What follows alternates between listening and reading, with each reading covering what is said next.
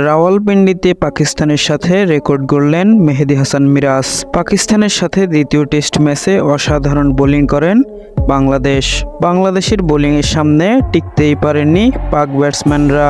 টাইগারদের bowling তোপে test ম্যাচের দ্বিতীয় দিনে মাত্র 274 রানে অল আউট হয়ে যায় পাকিস্তান টিম। তবে টাইগার বোলিং ইউনিটের মাঝে আজকের ম্যাচে মেহেদী হাসান মিরাজকে আলাদা করে কৃতিত্ব দিতেই হয়। পাকিস্তানি ব্যাটসম্যানদের বলা চলে একাই ধস নামিয়ে দিয়েছেন মেহেদী হাসান মিরাজ।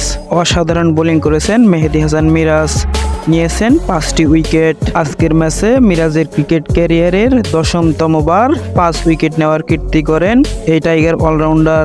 আজকের ম্যাচে অসাধারণ বোলিং করেন মেহেদী হাসান মিরাজ এবং প্রথমবারের মতো পাকিস্তানের রাওয়ালপিন্ডিতে অনার্স বোর্ডে নাম লেখালেন এই টাইগার অলরাউন্ডার। মিরাজদের এমন অসাধারণ বোলিংয়ের কারণে দিশেহারা হয়ে পড়েন পাকিস্তানি ক্রিকেট টিম। ম্যাচের এখন পর্যন্ত এগিয়ে আছে বাংলাদেশ। তবে দেখা যাক শেষ পর্যন্ত ভালো পারফরম্যান্সের মাধ্যমে ম্যাচ জিতে সিরিজ নিজেদের করে নিতে পারে কিনা বাংলাদেশ।